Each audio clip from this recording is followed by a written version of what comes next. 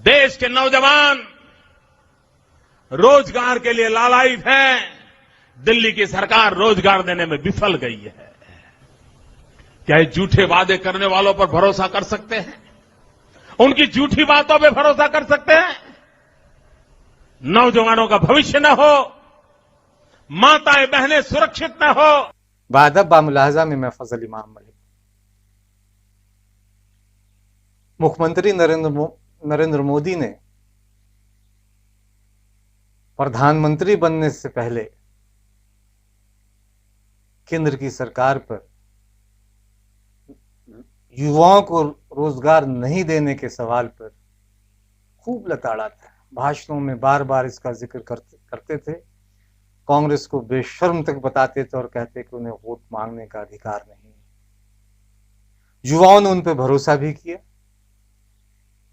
उन्हें वोट भी दिया और विचारधारा से अलग हटकर जब नरेंद्र मोदी ने 2 करोड़ हर साल युवाओं को नौकरी देने की बात कही तो युवाओं ने उन्हें एक मुश्त वोट डाला। लेकिन इन 6 सालों में 2 करोड़ तो क्या, साल में 2 लाख भी युवाओं को रोजगार मुहैया कराने में नरेंद्र मोदी नाकाम रहे।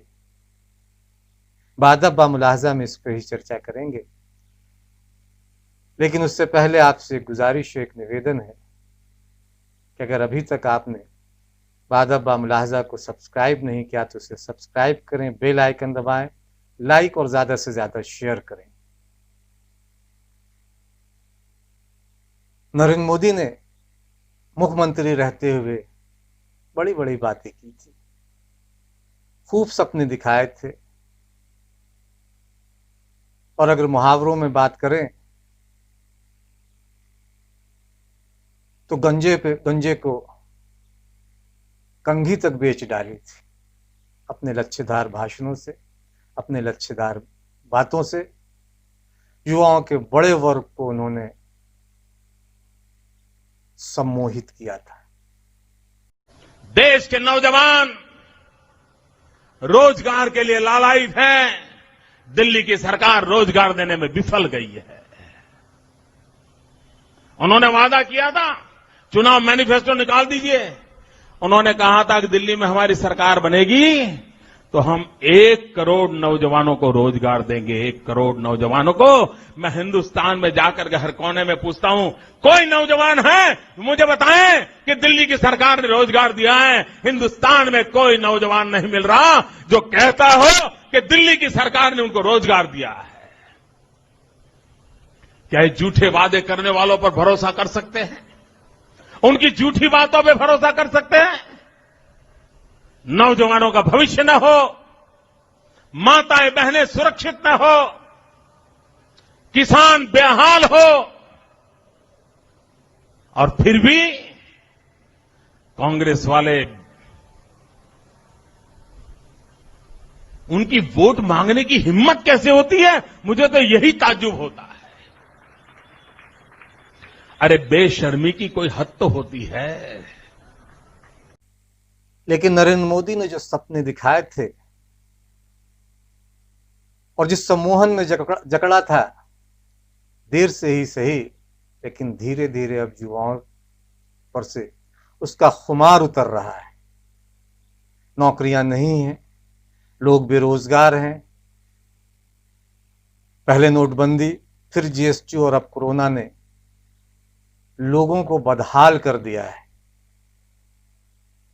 न जाने कितने लोगों ने खुदकुशी कर ली, कितने युवा सीधे बुढ़ापे में पहुंच गए, न जाने कितनों के आंखों से उनके सपने इस सरकार ने छीन लिए। और सितम तो ये है कि सरकार सपने छीनती भी है, सपनों को तोड़ती भी है, जुमले उछालती है, और पूरा मीडिया खामोश तमाशाई बना एक किसी सुशांत सिंह राजपूत की मौत पर मातम मना रहा है और जो करोड़ों युवा जिनके सपने टूट गए, जिन्हें रोजगार नहीं मिल रहा है और आए दिन जो हताश और निराश होकर अवसाद में चले गए हैं, उन्हें लेकर कहीं किसी को चिंता नहीं है। खुद को देशभक्त, राष्ट्रभक्त कहने वाले, चीख चीख कर चिल्लाने वाले पत्रकार हर रात भजन से, हर शाम कोरस शुरू कर देते हैं, भजन संध्या शुरू हो जाती है। जहां एजेंडे पर काम होता है, युवाओं को अब सोचना होगा कि इन चैनलों के पास उनको सुनने के लिए कुछ भी नहीं है। अगर होता तो 5 सितंबर को 5 बजे 5 मिनट के लिए जिस तरह का विरोध उन्होंने देश भर में सरकार के निकम्मेपन के खिलाफ जताया, उसके वादे पूरे न करने के खिलाफ दिखाया, उसे चैनलों को दिखाया जाना चाहिए था। युवा सड़कों पर उतरे और ठीक सरकार की तर्ज पर थाली पीटी और सरकार को आईना दिखाया, लेकिन चैनलों से उनकी खबरें गायब हो रही। युवाओं को तय करना होगा कि उनके लिए उनका रोजगार जरूरी है। और अब तो ये भी है कि सरकार करने जा रही है कि 50 साल की उम्र अगर हो गई आपको सरकारी नौकरी में, तो कब आपको चिट्ठी थमा दी जाए कि चलिए आपका समय पूरा हो गया, अब निकल लें आप। प्रयागराज में, यानी इलाहाबाद, पुराने इलाहाबाद में का एक वीडियो देखें।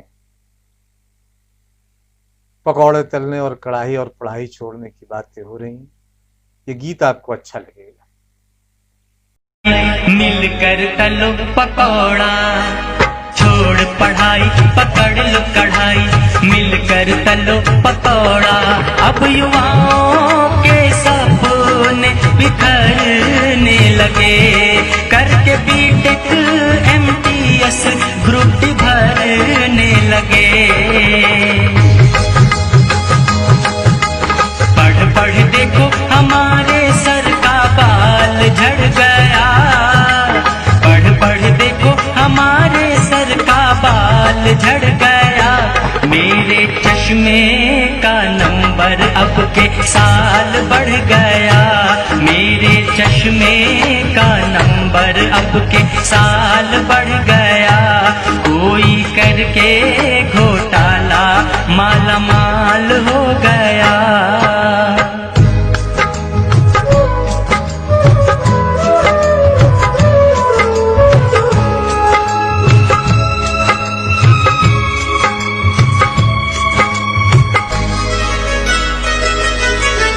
हमने SSC तुझे समझा था अपनी मोहब्बत के काबिल, हमने SSC तुझे समझा था अपनी मोहब्बत के काबिल। तेरे कारण सड़क पर आ गए हम, नौकरी की हमारी सारी आस खत्म।